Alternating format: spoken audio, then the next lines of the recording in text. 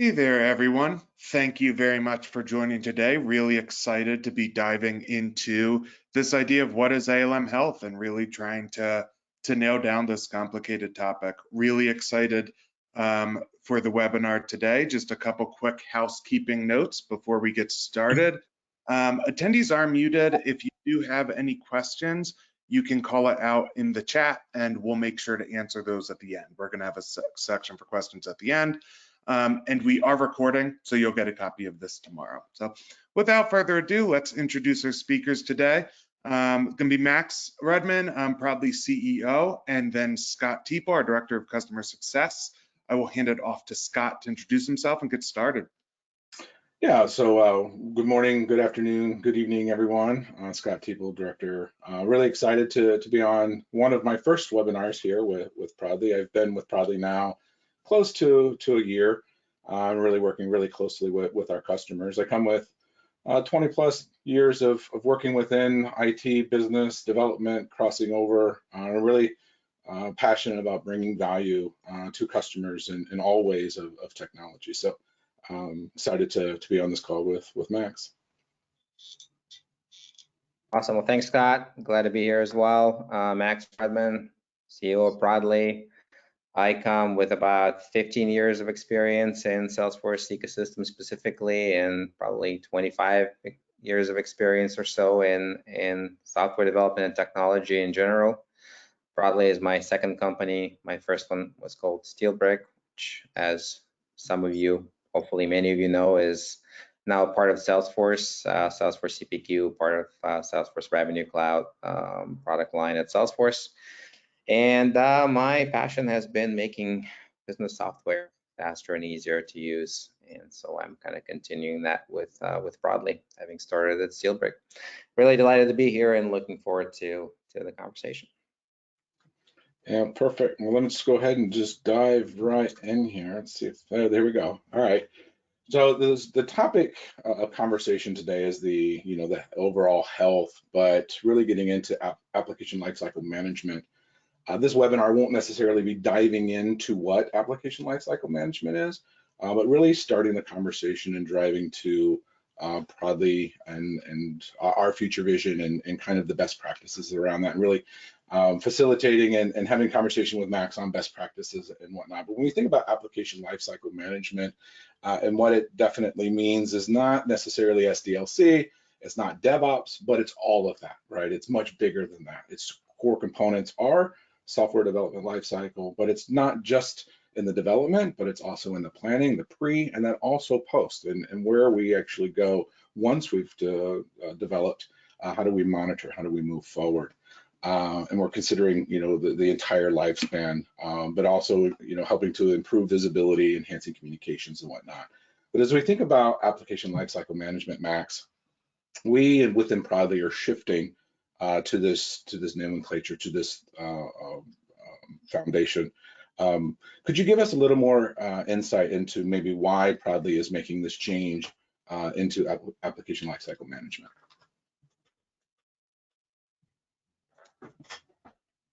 I think you are muted. Sorry about that. I'm unmuted now. Our mission at Prodly is to make enterprise/business software faster and easier to deploy and maintain. And in order to do that, we have to reduce the amount of time and effort it takes to make changes to these critical business systems, including Salesforce, and also enable more types of personas, a broader swath of users to participate in managing those changes. So it's not just about the testing and deployment automation, the release automation, which is the traditional purview of DevOps. And really, in order to do that, in order to fully compress that cycle from ideation on through delivery, you have to address this entire application management lifecycle, which is not just testing and releasing it, but how do you plan, how do you ingest changes, how do you build, and this is a critical piece of the puzzle, which we'll talk about more in later detail. Of course, how do you test more efficiently and how do you release more efficiently? But then how do you monitor the changes that you made and track the performance of the organization as well as the changes that you're making?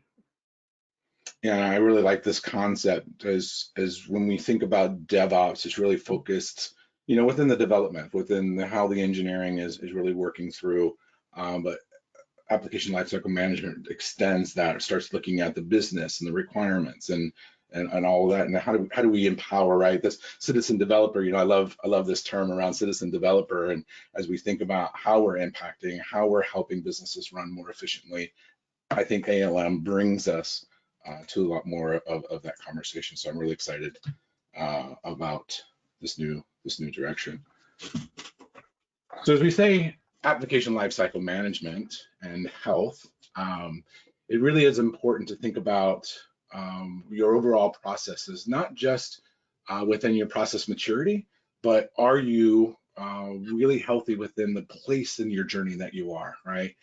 So you may be the most robust program and can still be unhealthy. You could be early in your development processes and still be healthy. So it's not necessarily just around maturity, but really focused around, are you healthy within the place that you're at? Are you having the right conversations? Are you diving and having the right conversations in the right place to maintain that right health across your entire organization?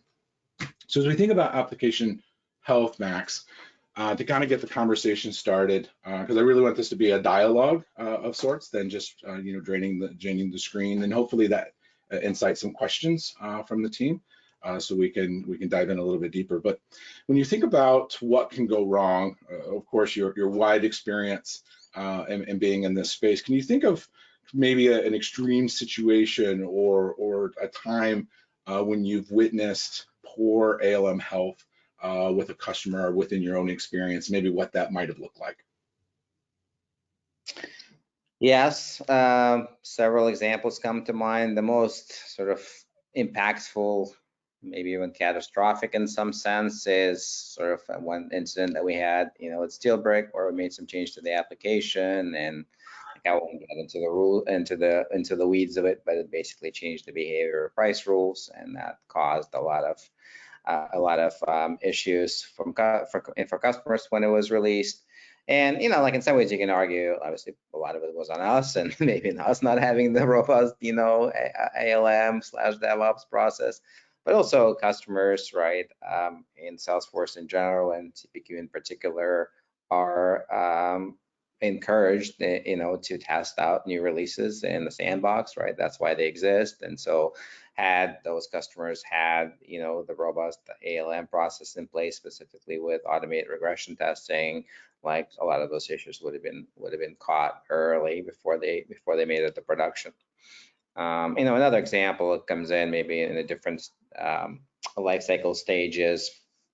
Just I got how many customers I've been to that have a convoluted product catalog and like SKU proliferation. And part of it is not leveraging CPQ functionality in properly, but also part of it comes from like it's just too hard to make these products, to make changes to these products, especially for business users that ultimately own these applications. And so by making that easier, by lowering the bar and what it takes to make changes to CPQ in this case, but obviously this applies to Salesforce and frankly all the other business platforms as well, you can really have a more robust change management process, and ultimately, like I said, compress the cycle of making changes and drive business agility in the process. Yeah, and I'm guessing that, or not guessing, but like the pressures of trying to increase throughput or trying to get your code out the door faster could really accelerate or at least bring light to where maybe within your process you're not healthy, if you haven't planned appropriately or whatnot, right? Like having that urgency, or maybe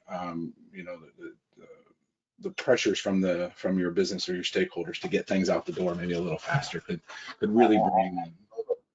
Yeah, so it's not just code or code being loosely defined as all of your config, right? Because as we all know, in Salesforce ecosystem in particular, there's code, which is part of metadata. Then there's declarative metadata, things like objects, fields, page layouts, automations like flows, and then there's configuration data, which is also on the declarative side, but is, really entirely different form of config. So as you think about, a healthy, robust application lifecycle management process, you need to make sure that you cover all those areas to whatever degree is important to you, right? Because I think maybe to your point, Scott, not everybody needs to be the most sophisticated, the most mature. It's sort of, there is, I think, this concept of right sizing and what's right for you, but you do want to make sure that you cover, all these different aspects of Salesforce config.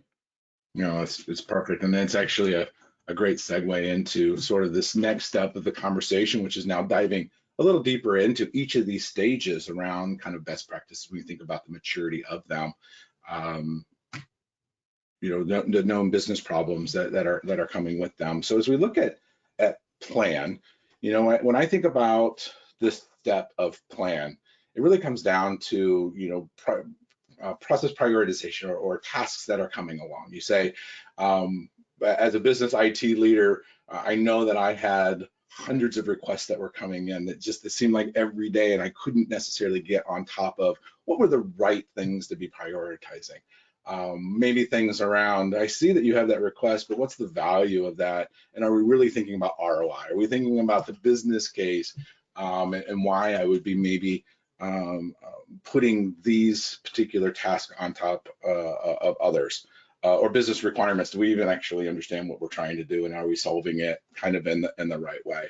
And my absolute favorite one is scope creep, right? Especially once you have it prioritized, we have it defined, and now all of a sudden we just get all these requirements that start coming on top of to really help us. So when we think about plan, when we think about this particular step of the life cycle, can you what are some of the best practices or steps that we can take to really avoid pitfalls within this particular step and plan?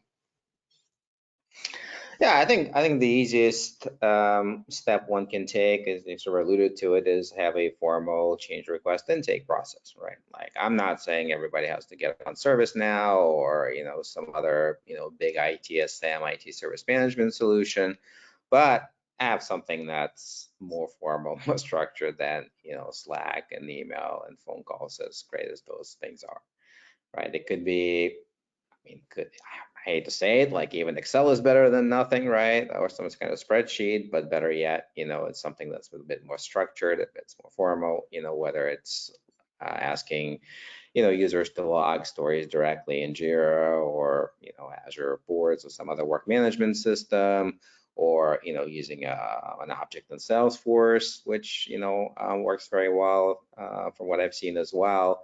But it's really important to have that centralized log of change requests, not only because of prioritization and controlling, scope creep, but really it's the foundation, it's the why for the changes, right? And we're going to talk about this application lifecycle, and we're going to go through each stage. But I think it's really important to understand each of these stages is not independent, right? There's a lot of interrelation and a lot of dependencies, and so having a formal change request process and a change request which originates the change is extremely important, not just for planning purposes, but then it's the why, it's the thread that gets pulled through the entire life cycle, right? And like, the changes you're making, why are you making them? Great. Like, when you're testing them, well, what's the expected behavior? Well, that also comes most likely from the change request or something that comes out of the change request. Again, release management, right? You want to attach the changes that you're deploying to the reason for making these changes in the first place.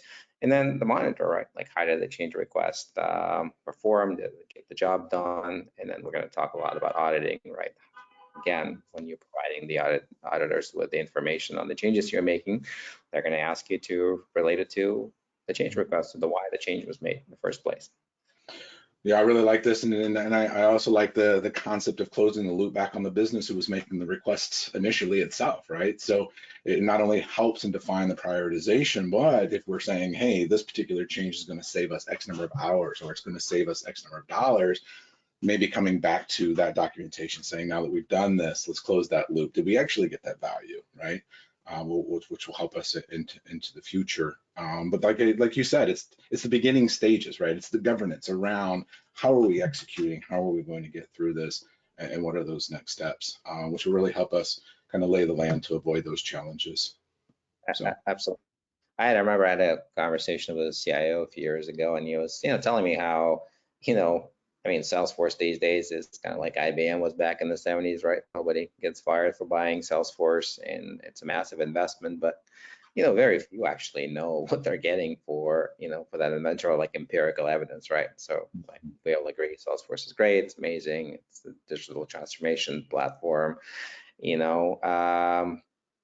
the best out there. But if somebody comes to you as a CIO and says, hey, you're spending X amount of dollars in OpEx on Salesforce licenses and Y amount on all the team that goes around it, like what are we getting from it, right? Like what connected to the business outcomes? And I think a lot of the CIOs would be hard pressed to do that.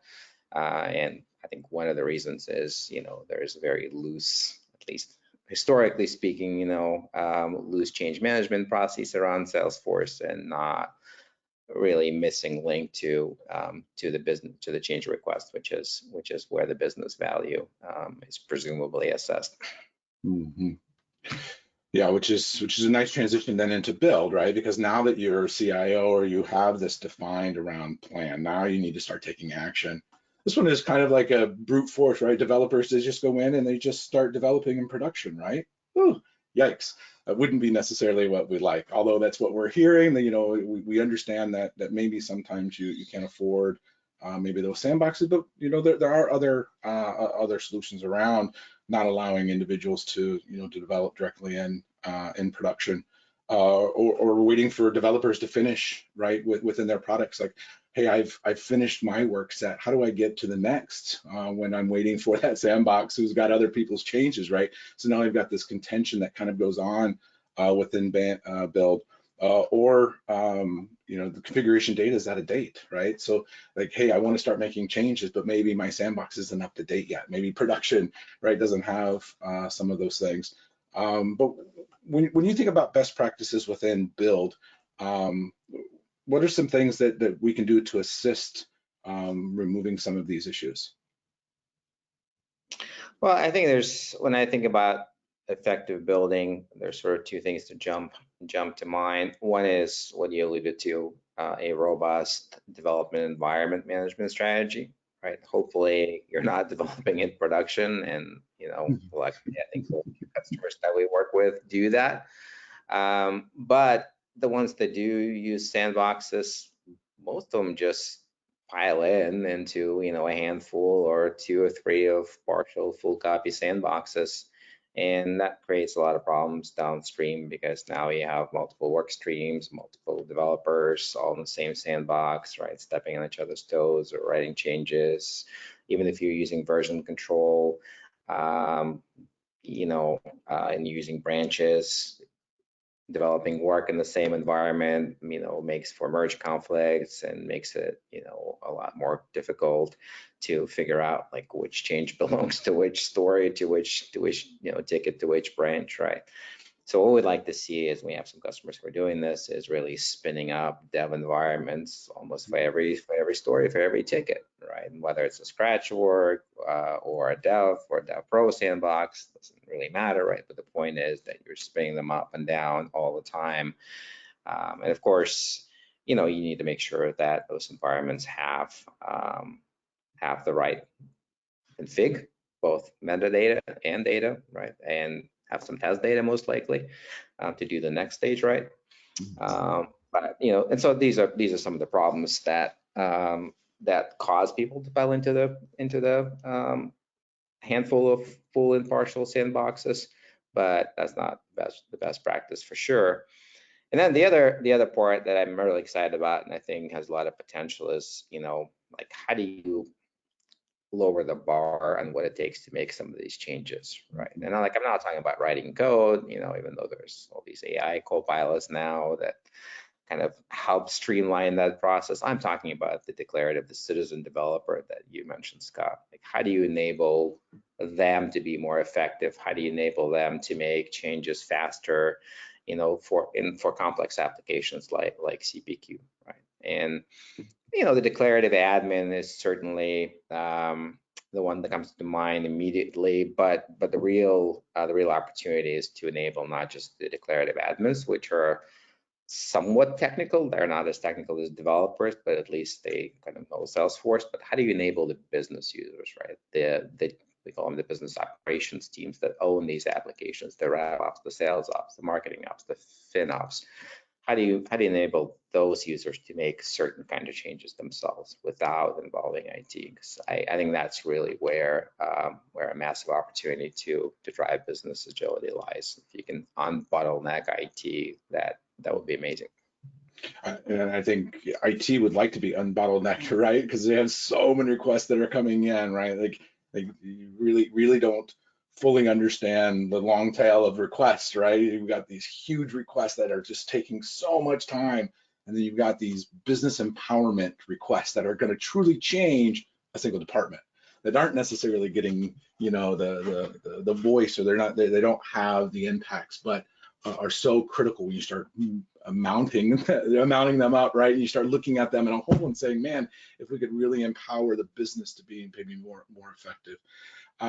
As we talked about an individual organization, say that maybe early in their maturity and they are, say, playing around or needing to do some of that development work in production, what advice would you give them? Because I'm sure that it's an investment that has to go into to make it right? When you talked about getting to environments that are being spun up by user story, right? I could see that could be a huge process change within an organization. What would be some of those first steps if I'm starting to think about, hey, wanting to mature within this build widget, if you will? What's some advice that you would give me, and what should I be thinking about first? Well, I mean, first I'd say, making code changes in production is really bad. In fact, Salesforce doesn't even allow you to do that for that reason. But I think there's a balance to be struck, right? Because Salesforce is a low-code enterprise application development platform, and I think there's a line of argument that, hey, look, we like low code, right? It's fast, it's easy, and we want to preserve some of that agility, right? So, I think what you need to do is decide for you as an organization, for your size, for your industry, for, you being exposed to different regulations, what is the right amount of governance, right? Because I'm not here to tell you that, hey, like, does moving a field from one section of a page layout to another, like, is that the change that can be done in production? Well, for some, no, but for some, yes, right? So there's nothing wrong with that. Hopefully you have a process for then making sure that change is also reflected in the dev environment, so that the next time somebody promotes that page layout, it doesn't get overwritten. So my first advice, like, be flexible, and I don't think that there's some no-nos, but there's also a lot of room in between that, and making changes, certain kind of changes in production. And I think maybe along the same line, sort of like, what is the right DevOps or application management process look like for you? I think, I don't know if there's one size fits all answer, right? Again, it depends on the size of the organization, depends on the industry, lots of different factors, but like, there's a maturity curve, and maybe you like start small and like, crawl, walk, run type of thing. Also, I think, there's an entirely plausible argument to be made that for some, like, you don't really need to run in certain aspects, right? You just don't, like, there's nothing that says you have to run, right? Maybe walking is just fine, at least for now or foreseeable future. So, I think just coming at it with an open mind, and really, again, like, I go back to what the goals are, right? It's to drive business agility. It's to move as fast as you possibly can without breaking things. So what that means for you, not breaking things, that's the key. That's the key question, and that sort of determines that threshold of your tolerance and how much process you need and how much you need to lock things down. That's great. That's great. And I absolutely love the segue that you just gave me there around breaking things, because now we go right into the next section, which is test, right? Which is the whole reason why, if I can get the slide to advance.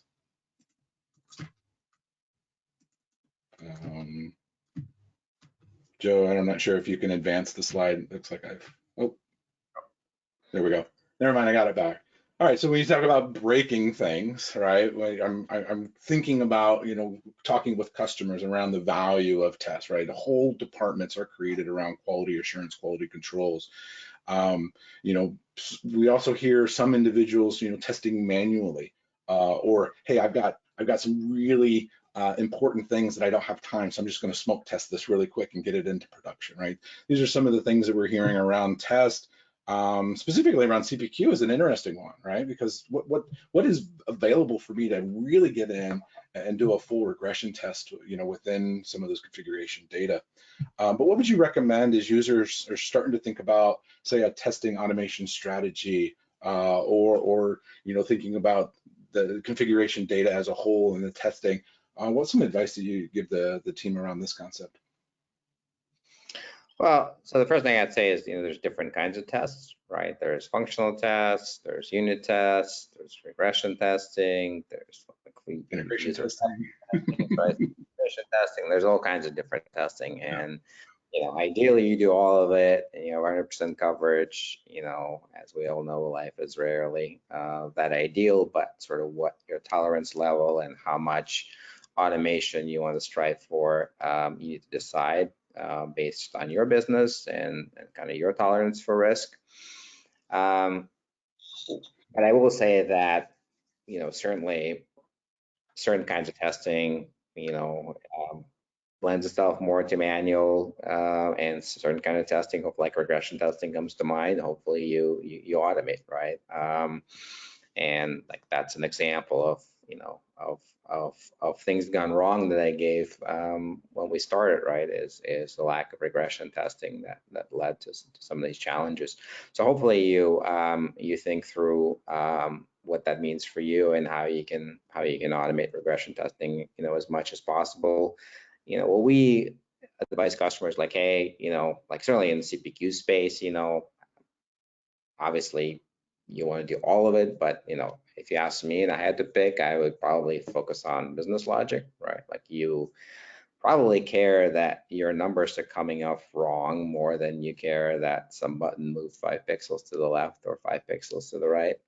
Right, so kind of this idea of testing the business logic as opposed to the UI is an important one in sort of these workflow heavy, business logic heavy applications like CPQ. But conversely, if you're talking like Experience Cloud and communities or like e-commerce, maybe it's the UX is more just as or even more important than business logic, right? So like how you think about your testing strategy and where you focus on, probably depends a little bit on the application itself and again your business's risk tolerance for risk.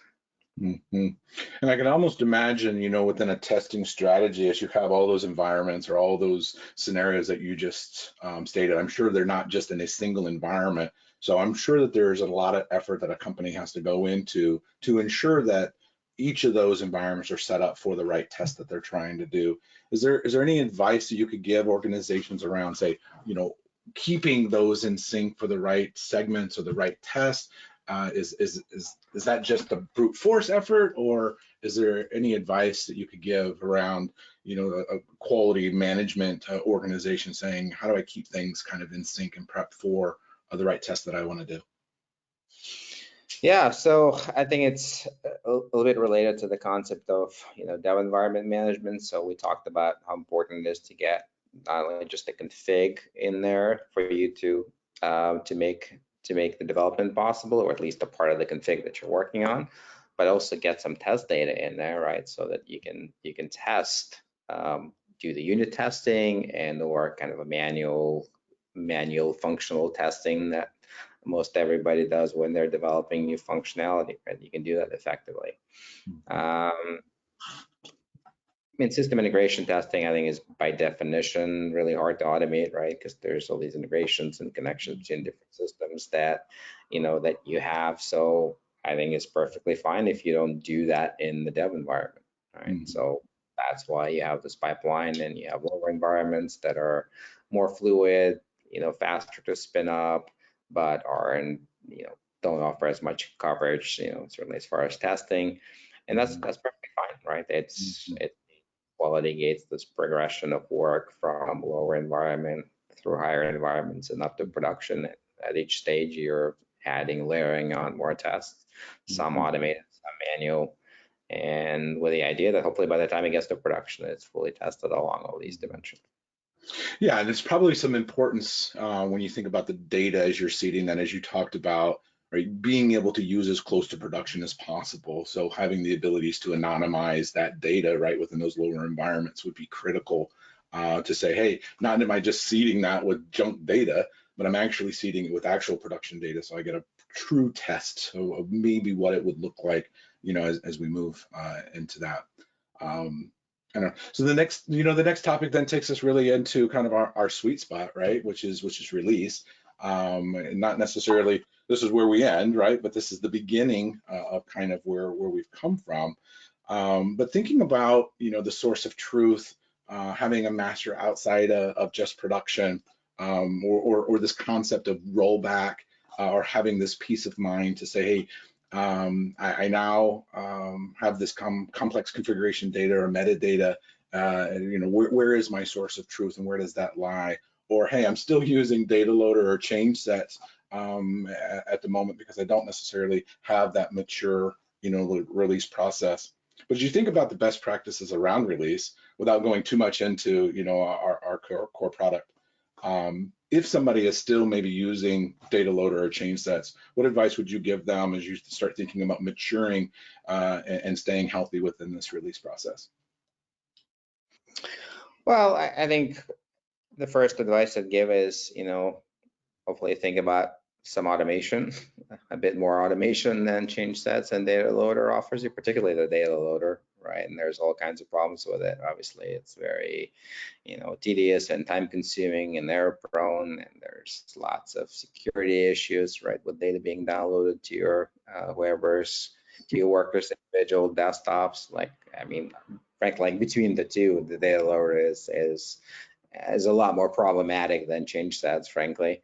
But hopefully you have, a more automated solution in place. But then, kind of again, expanding on this theme of right sizing it, do you need to have version control? Well, okay. And then if you have version control, do you need to have a full CI/CD pipeline and all that automation? And I think, frankly, the answer depends on your business, right? So hopefully you do some version control, for no other reason than to have that peace of mind, that rollback capability, right? But do you need to, do branch-based development? And, at what point do you version control, right? Because you can just version control production, frankly, and kind of get that rollback capability, right? So, so how far down that path you need to go, I think is not black and white, and it's not all or nothing, and it's perfectly acceptable to say like, hey, we're gonna automate, we're gonna stop at org to org, like we really don't care about rollback, okay?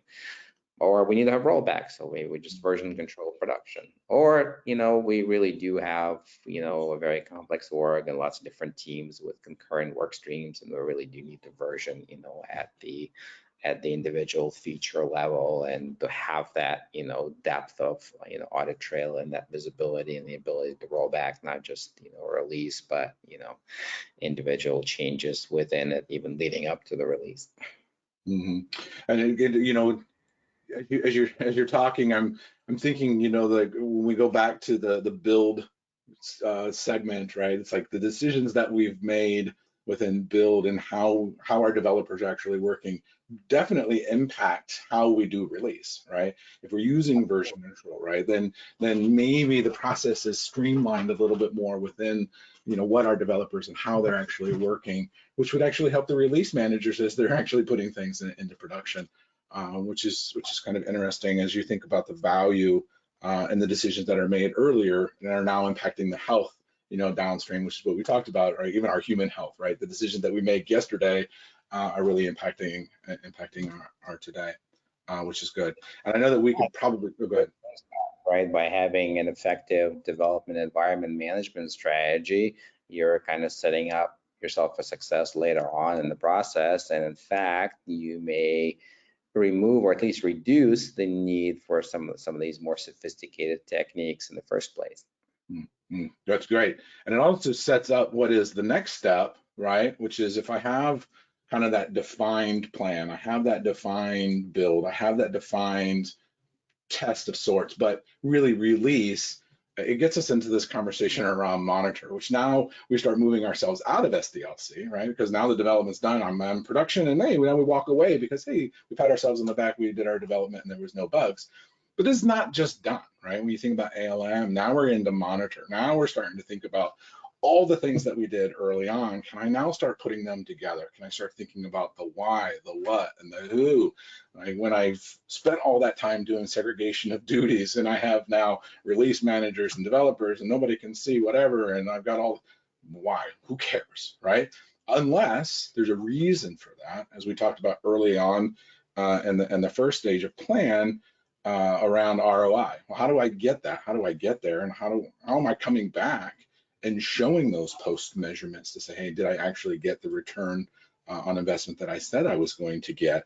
But this one also is really exciting for us, as we think about the next phase of Prodly, as we're getting into conversations around compliance center, SOX, compliance.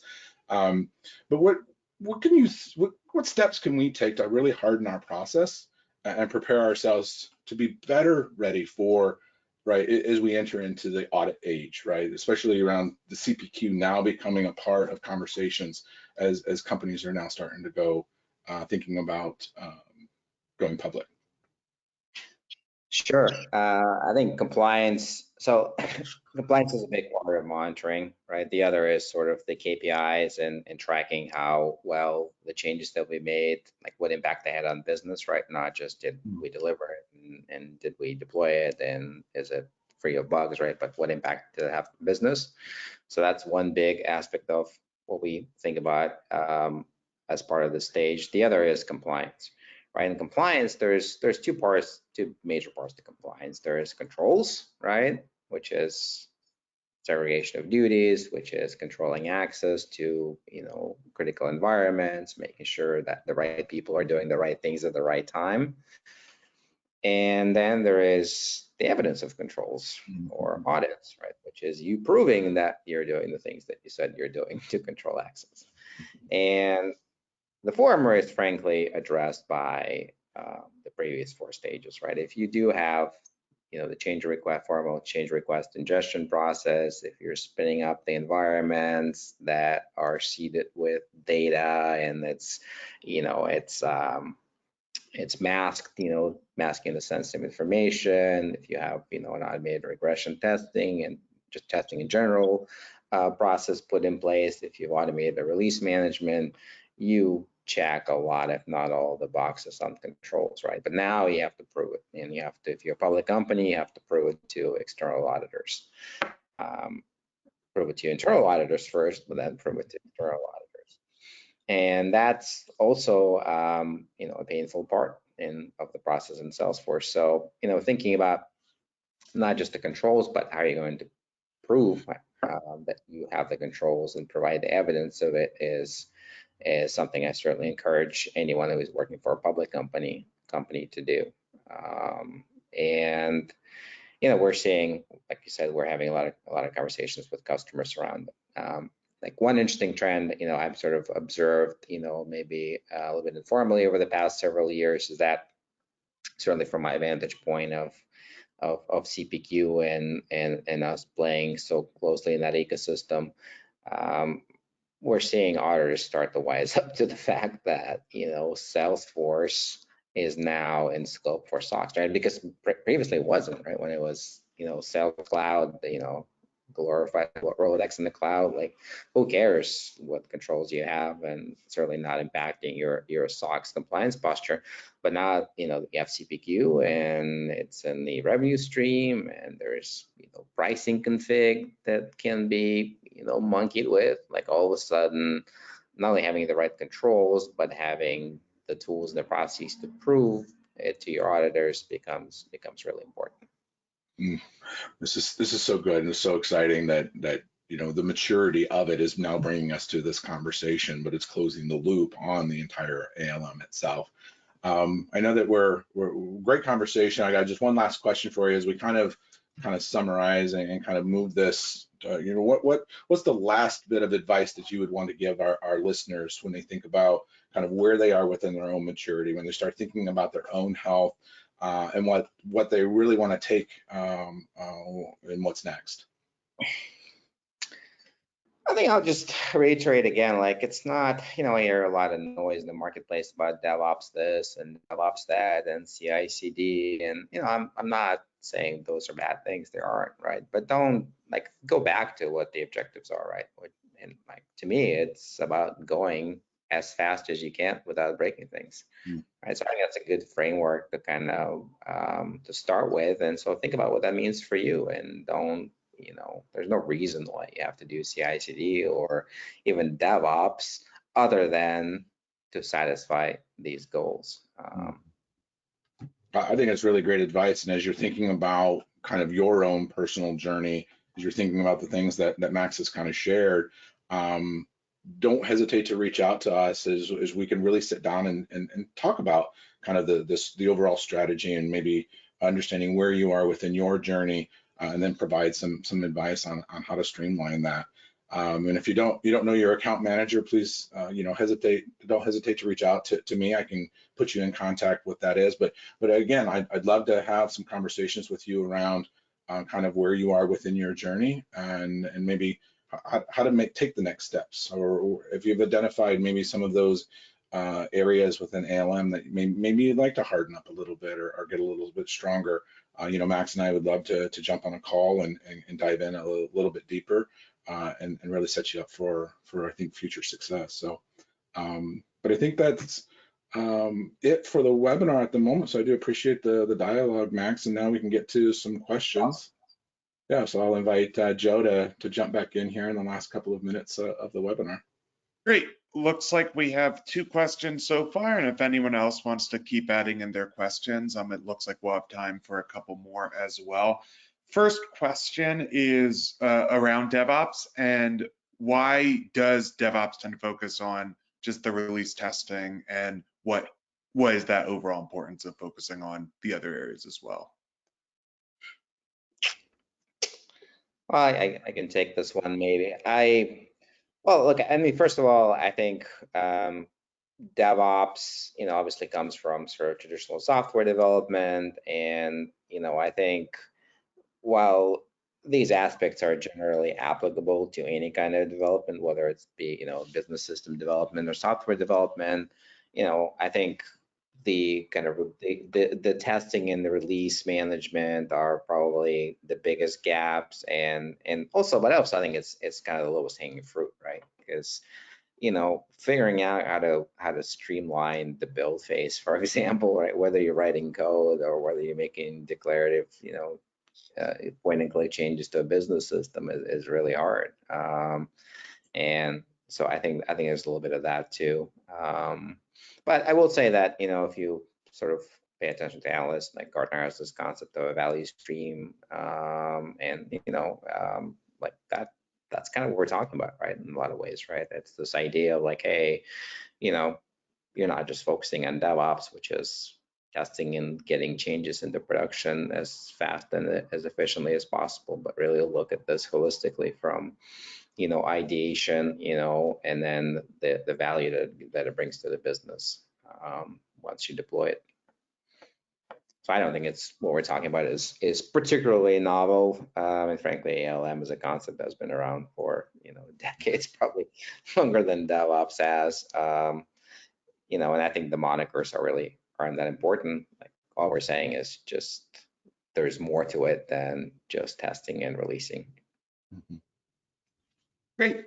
And then the last question is, what stage tends to be disregarded? And is it important to optimize one stage or sort of grow them all together?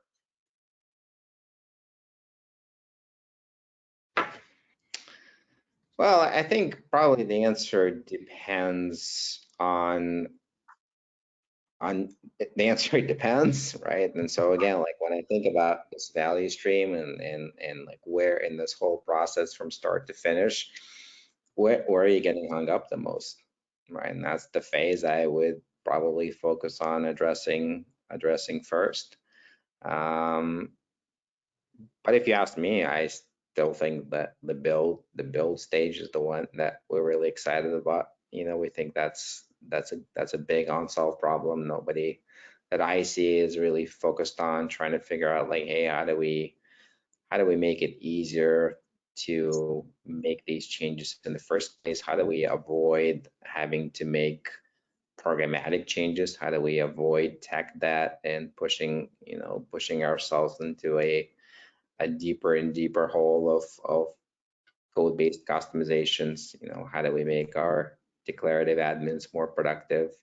And how do we make our business users more productive and more engaged in this process and participating in it more?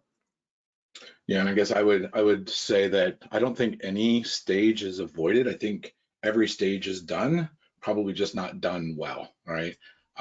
Planning is done, because if you don't plan, then how do you know what you're actually doing, right?